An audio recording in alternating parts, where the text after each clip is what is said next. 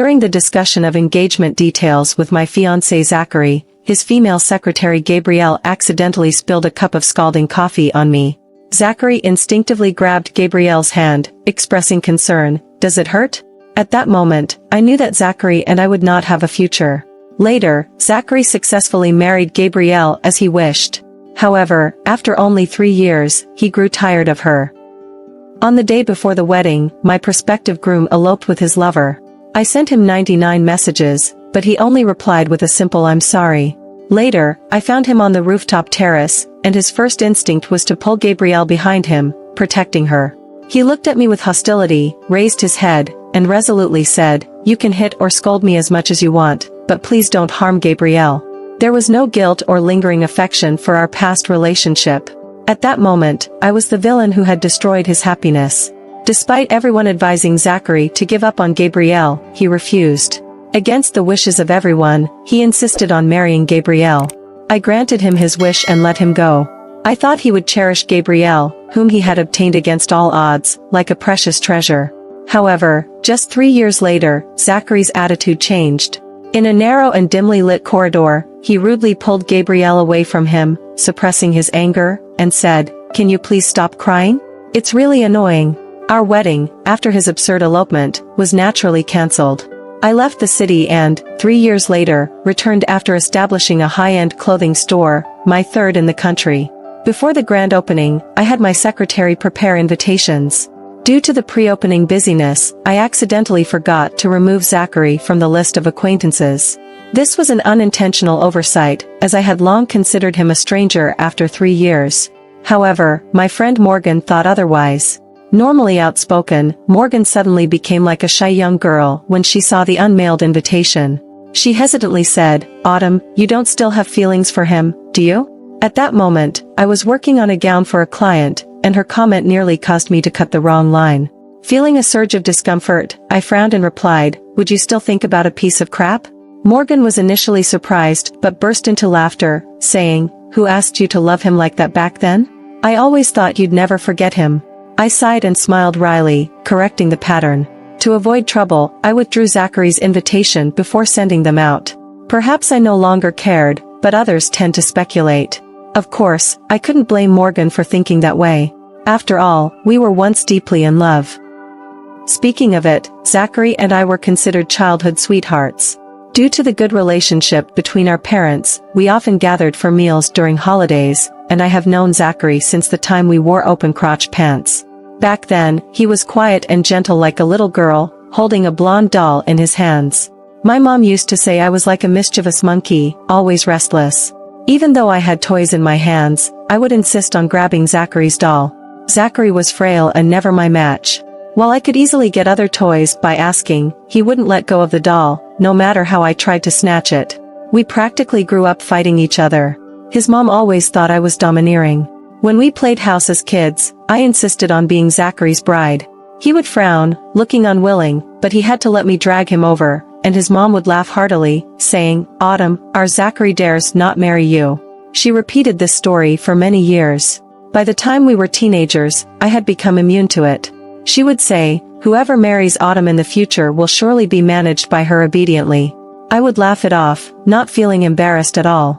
It was Zachary who remained silent. It wasn't until after the meal that Zachary somberly said to me, "Autumn, are you sure you're a girl?" I remember it was the first mid-autumn festival after the college entrance exam. After dinner, our parents dispersed, and Zachary and I climbed to the rooftop terrace to gaze at the moon. He stared at the round moon, seemingly burdened with thoughts. As if hesitating for a long time, he finally asked, "Autumn, are you in love?" At that time, I did have a crush on someone in college, and whenever I thought about that person, I became talkative. I didn't notice the increasingly gloomy expression on Zachary's face as I rambled on. Suddenly, Zachary leaned in, and I instinctively shut my mouth. He was so close, his tall figure almost touching mine. The warmth of his breath made my heart pound for a moment. I stammered, "What are you doing?" Before I could finish speaking, his lips descended. Perhaps due to inexperience, the kiss was light, lips brushing against each other, and it ended after a moment. I stared at him, blushing, and his cheeks were also flushed. When my fingers touched his face, he grabbed my hand. He said, "Autumn, you can only marry me in the future." Ironically, the place where Zachary and I sealed our fate with a kiss became the place where we ultimately parted ways. On the day of the store opening, Zachary, uninvited, showed up with his true love, Gabrielle. The once submissive girl seemed like a different person, standing tall with her straightened long hair turned into large waves, swaying gracefully as she walked. Seeing her for the first time, I felt that she had been living a comfortable life. It seemed that Zachary had treated her well over the past 3 years. However, when she approached me, arm in arm with Zachary, he casually removed her arm from his and said without hesitation, "You wait over there." I could clearly see Gabrielle's face turn pale, and a slight blush appeared on her eyes. All her confidence seemed to dissipate in an instant. She lowered her eyelashes, struggling to maintain a smile, and said, "Can't I talk to Sister Autumn?" Zachary frowned, but out of respect for me, he remained silent. Gabrielle, gaining some courage, greeted me before Zachary. A smile returned to her face as she said, "It's been 3 years, and Sister Autumn looks even more beautiful than before." Perhaps I had become smoother than before, still smiling despite my disdain. I replied, "That compliment suits you better." She wasn't modest either, flipping her hair and saying, "Unfortunately, Sister Autumn hasn't seen me in a wedding dress." I knew what she meant, but with the passage of time, her words had lost their impact on me. Now, it just sounded a bit amusing. I said, "Next time you get married, wearing my gown will make you even more beautiful." Gabrielle's face suddenly turned pale. At that time, I didn't know the extent of her relationship with Zachary and hadn't realized that I had touched a nerve. She was on the verge of confronting me when Zachary, unable to bear it, interrupted her. His expression was grim enough. "Gabrielle, I need to talk to Autumn. Go over there and wait for me." Gabrielle pursed her lips, looking like she was on the verge of tears, staring at him. Seeing Zachary's worsening expression, she had to leave. As if harboring deep-seated resentment towards me, she gave me a fierce glare before leaving. I was both annoyed and amused, and my expression towards Zachary wasn't much better. Zachary asked me, "Are you leaving again this time?" 3 years ago, I called off the wedding on the spot and the next day bought a ticket to fly south to settle down.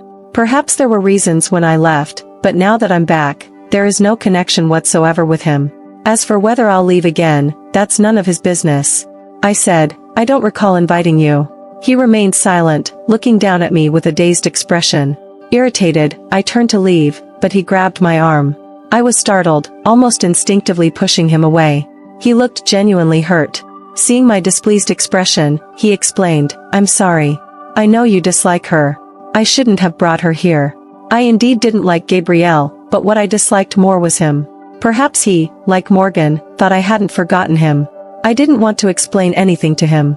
It wasn't necessary. I just smiled and said, "No need to apologize. I welcome you and your wife to come to my store in the future." After saying that, I turned and left. Zachary, from behind, asked in a neither light nor heavy tone, "Autumn, do you still hate me?" Pretending not to hear, I walked towards Morgan, who was waving at me. Morgan, with a gossipy look, asked quietly when I got close, "What did you talk about?" I shook my head, not wanting to discuss it. Morgan said, "Gabrielle is crying in the hallway." I shrugged, wearing an expression that conveyed it had nothing to do with me, and Morgan didn't pry further. She pulled me to the self-service area, filled a plate with desserts, and when we returned, we heard the quarrel in the hallway. Gabrielle's eyes were still red, and Zachary looked impatient. His tone was cold as he said, "Don't bother me. Go home first." A small crowd had gathered around them. Despite wanting to maintain a facade of composure, Gabrielle, clinging to Zachary's arm, pretended to smile and said, "I want to go home with you." Zachary gave her no face. With a little force, he pushed her away. Wearing high heels, Gabrielle stumbled and nearly fell, luckily catching herself against the wall. Tears welled up in her eyes instantly. Perhaps out of guilt or not wanting to be laughed at, Zachary's tone finally softened a bit, but he still didn't extend a hand to help her. Impatience still lingered in his voice as he said, "Gabrielle, go home. Don't provoke me." Gabrielle remained silent, her tear-filled eyes met with Zachary's impatient gaze. She had to leave the banquet. Morgan shrugged, muttering, "Deserved it." I didn't respond. While I didn't sympathize with Gabrielle, I still wanted to call Zachary a jerk. He turned Gabrielle's triumphant demeanor into a joke, and with just a few words, he brought her back to reality. Once, he fell in love with her for her lovable personality. Now, for the same reason, he started to resent her. Regardless of how Gabrielle tried to portray herself, she was still the timid Gabrielle from before. The first time I met Gabrielle was in Zachary's office. At that time, Gabrielle was still Zachary's secretary, a newly hired employee who had graduated from college just a year ago. She always had a cautious and delicate demeanor in her work. Back then, Zachary was quite intolerant of her. He disliked her voice, which he compared to the buzzing of a mosquito.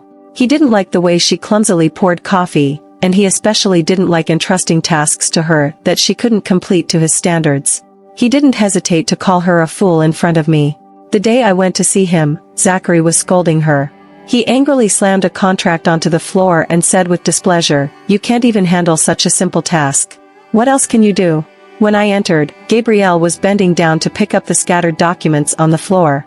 She dared not leave with the documents in her arms, standing there enduring his reprimand.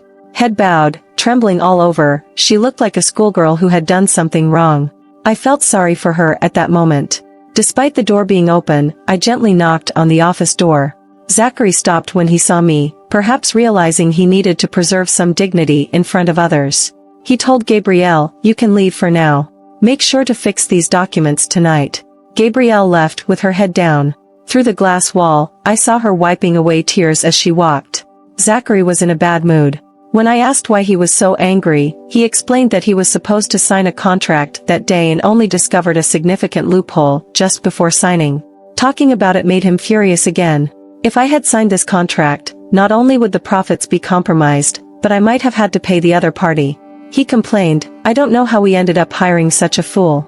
I jokingly suggested, "If you're not satisfied, why not dismiss her?" He shook his head, supporting his forehead with his hand. "We urgently need personnel now. We'll talk about it later." I waited for more than a year for the next encounter, and when I saw them again, they were no longer arguing. I once asked Zachary why he no longer complained about his clumsy secretary.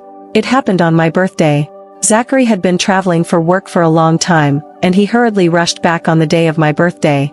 He said he had already bought my birthday gift a long time ago but stored it in the office since it was early. To make me happy, he had it brought to me directly from the office. Gabrielle was the one who brought the gift.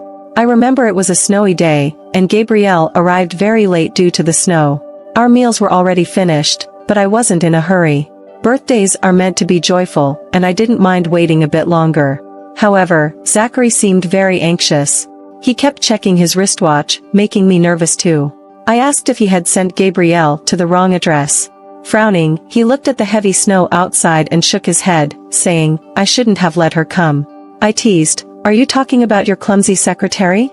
My intention was to joke, but Zachary suddenly turned to look at me. I couldn't understand the emotions in his eyes, something like resentment, self-blame, but eventually, it turned into a faint smile on his lips. He gazed at Gabrielle in the snowy landscape outside and mumbled, "She is quite clumsy." Gabrielle was bundled up like a snowman. Zachary took what she was carrying, and although his expression was serious, his tone was gentle. He said, "Why did it take you so long?" Gabrielle dared not look at his face.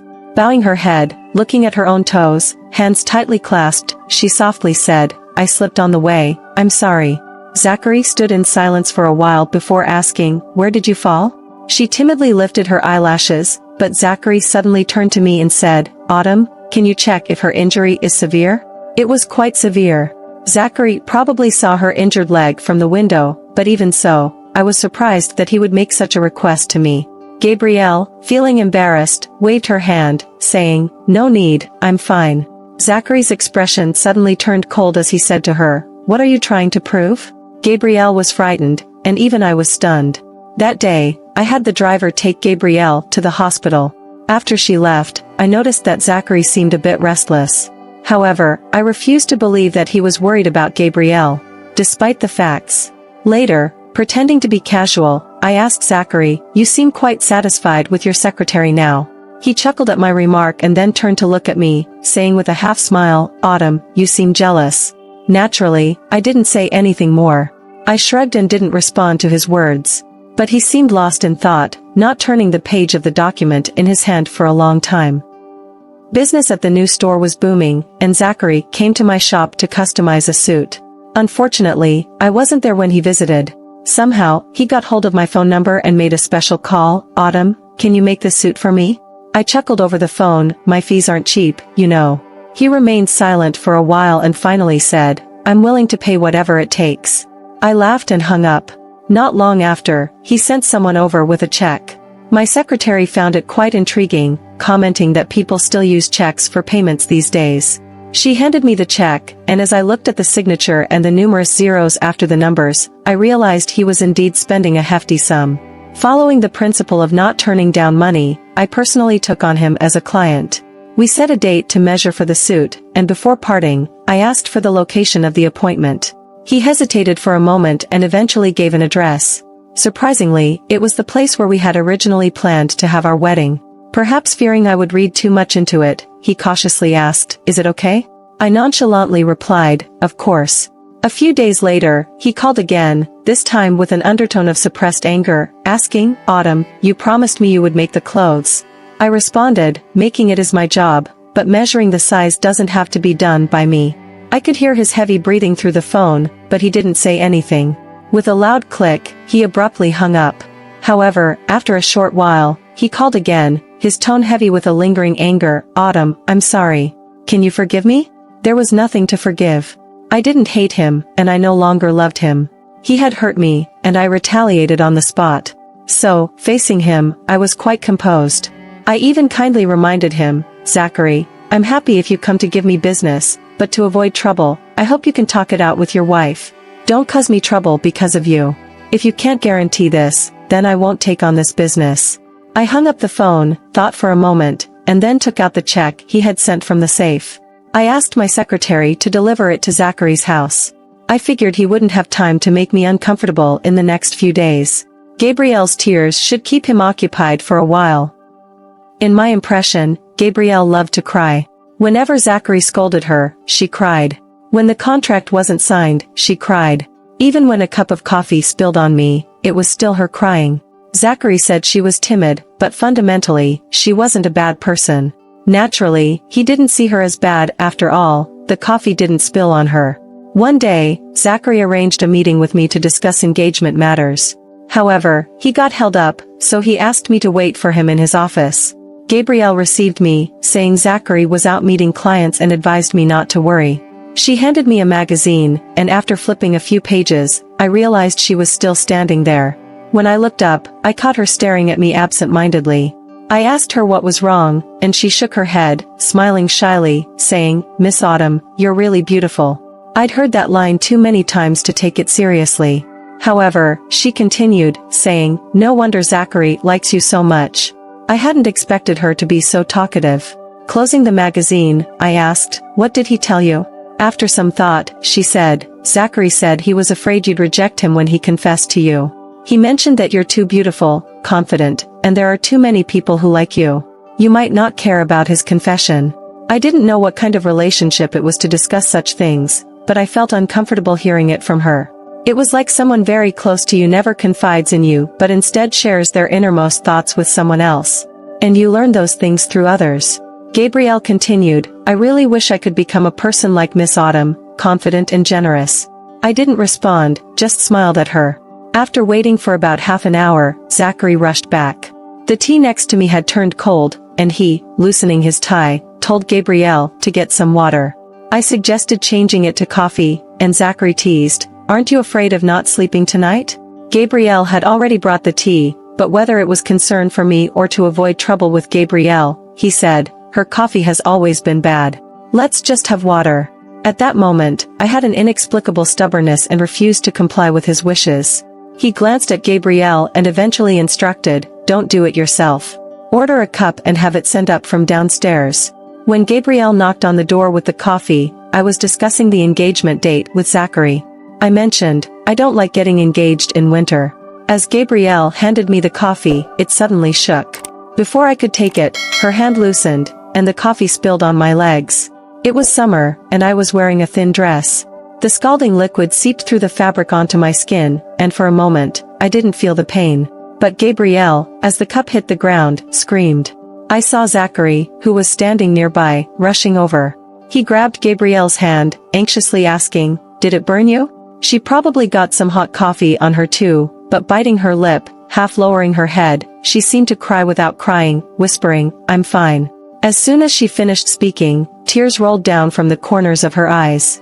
For some reason, at that moment, I felt like a bystander, sitting there watching a play.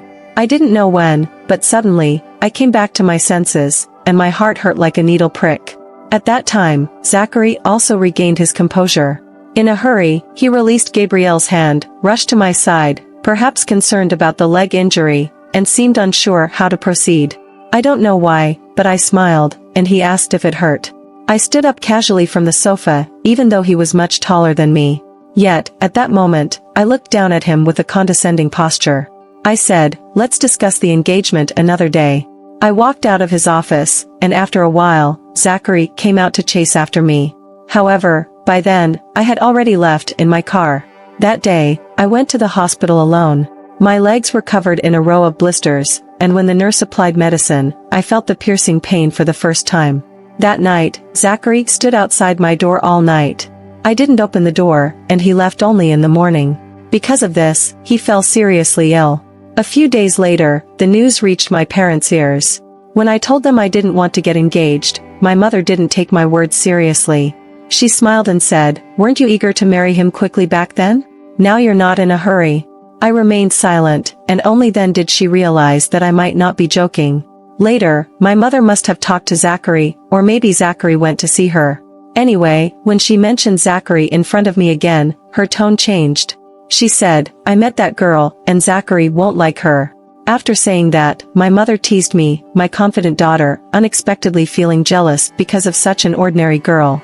"That's unlike you." Despite saying this, when she left my villa, my mother added, "Zachary has promised me. He will dismiss that girl."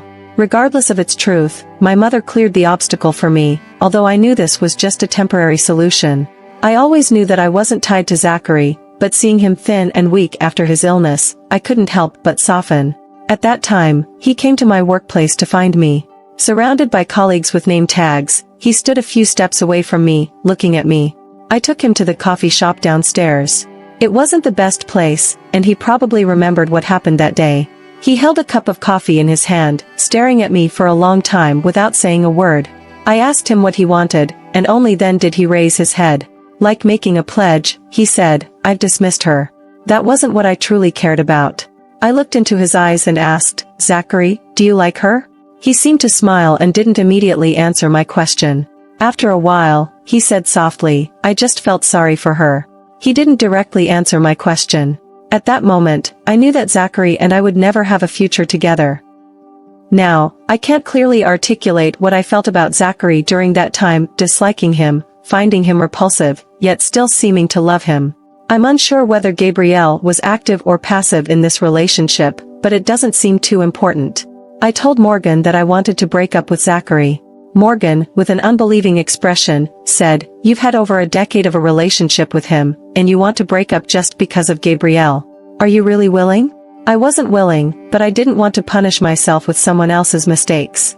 I don't know why I found myself in this detestable love triangle.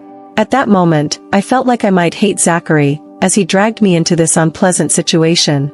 Contrary to that, I didn't have strong feelings about Gabrielle.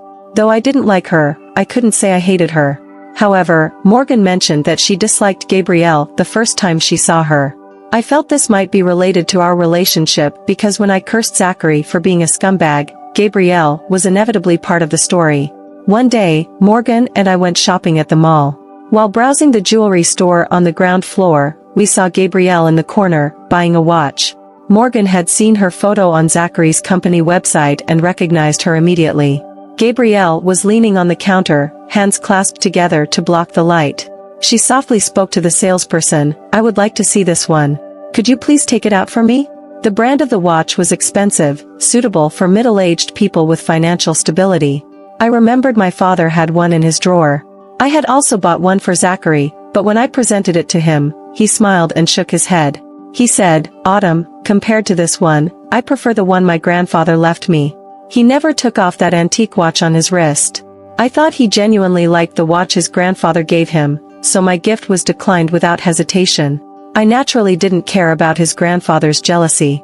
I shrugged and put the watch back into the box. He jokingly said, "Are you taking back the gift?" I replied, since you don't like it, might as well return it and save my father some money. At that time, I had just started working and didn't want to enter my father's company. Instead, I went to another company to learn about design, and my meager salary couldn't cover the cost of such a watch, which wasn't something an average office worker could easily afford, at least not Gabrielle at that time. Gabrielle saw the price on the tag and didn't even take the watch off the pillow. She let the salesperson put it back. She went to another counter and picked a much cheaper watch. However, even though it was inexpensive, she still hesitated. Morgan, watching from behind, was getting anxious. She teased, "What's the matter? Did Zachary not pay you enough severance pay when he dismissed you? Can't even afford a watch?" Gabrielle was startled, turned around, saw me, and realized that Morgan was teasing her. She softly explained to me, "I have no relationship with Zachary, Miss Autumn. You shouldn't misunderstand us." Morgan wanted to say more, but I stopped her. I told Gabrielle, "I'll make my own judgment." Gabrielle pursed her lips, looking at me with a seemingly wronged expression. I didn't want to stay there any longer, so I pulled Morgan away. I remember it was that weekend when Zachary returned from a business trip to Shanghai. Instead of going home, he came directly to my company to pick me up. At that moment, I remembered it was his birthday, and he probably remembered it too but chose to forget.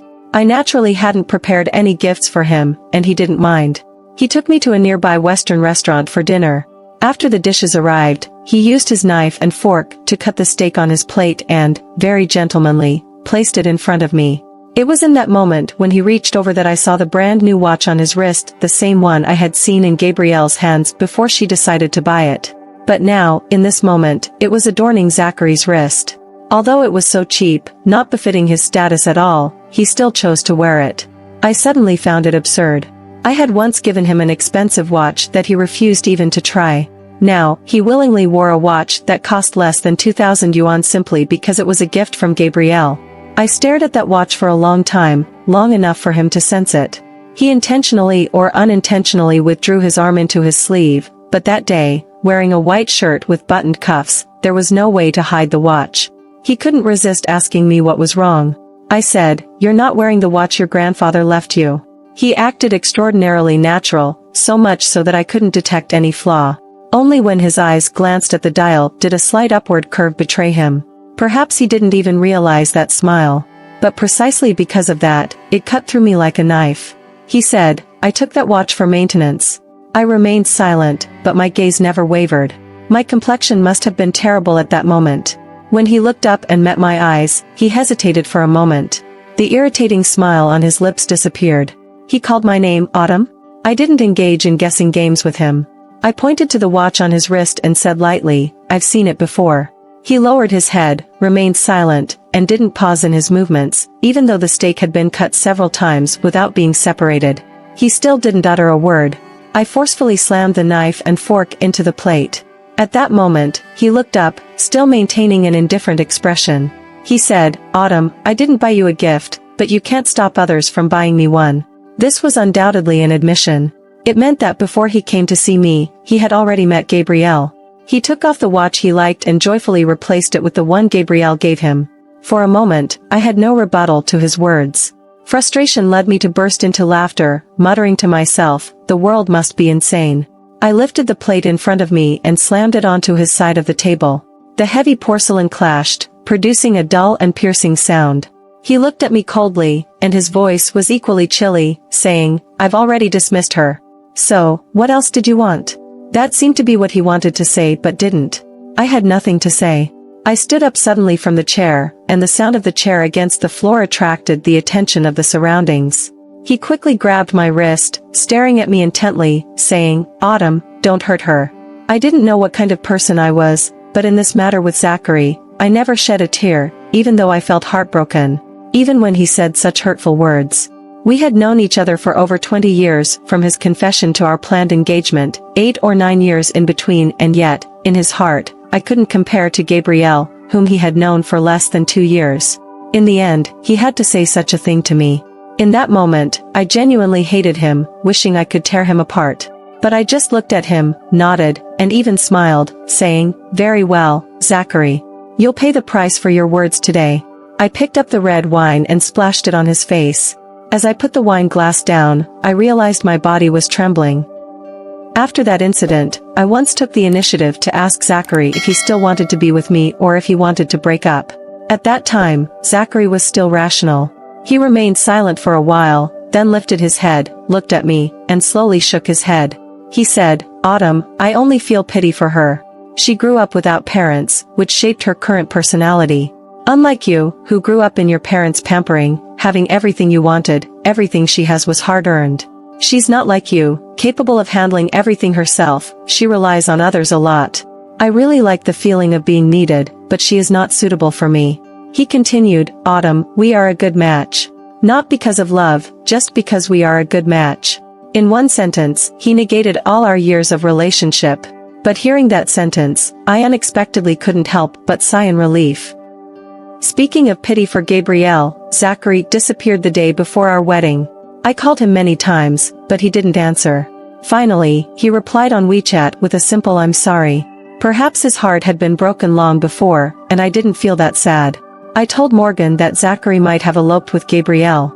Morgan asked me what to do next, and I said, "Let's proceed with the original plan." On the eve of the wedding, he finally answered my call. I found him on the rooftop terrace. Of course, Gabrielle was with him. The first thing he did was to pull Gabrielle behind him, protecting her. He looked at me with hostility, raised his head, and solemnly said, "You can hit me or scold me, but please don't hurt Gabrielle." No guilt, no lingering affection for our past relationship. Facing me, who had destroyed his feelings, I was the villain in his eyes. His Gabrielle hid behind him like an injured little bunny, adorable and pitiful. For some reason, watching them, I burst into laughter. I remembered the night when the moon was full. He stood on the rooftop, facing the cool breeze of early autumn, and confessed to me. I recalled the minty fragrance when he lowered his head to kiss me. Time did not stand still for us, and his heart had already left me. I thought it was time to let go of myself. I didn't have the strength to harm his Gabrielle, even though I knew all of this was part of the plan. I was exhausted from playing along. I said, "Zachary, let's just go ahead with the wedding. After all, the invitations have been sent out." At that moment, he hesitated, gripping Gabrielle's hand tightly, unwilling to agree to my words.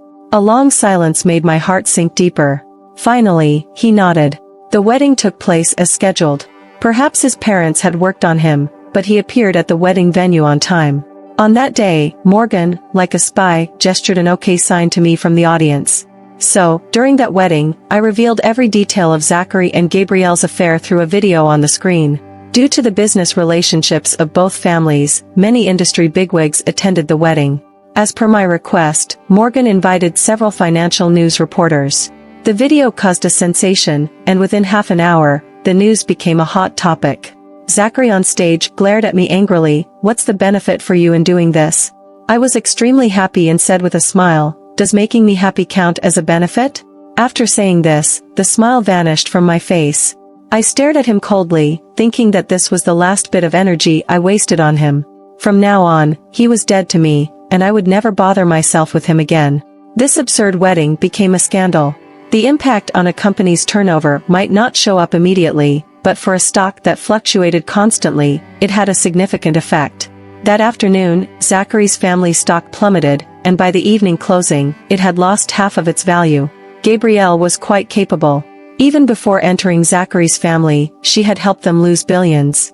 Those billions were the price Zachary should pay. He shouldn't have bullied me over and over again. Perhaps it was those billions that made Gabrielle's marriage to Zachary exceptionally difficult.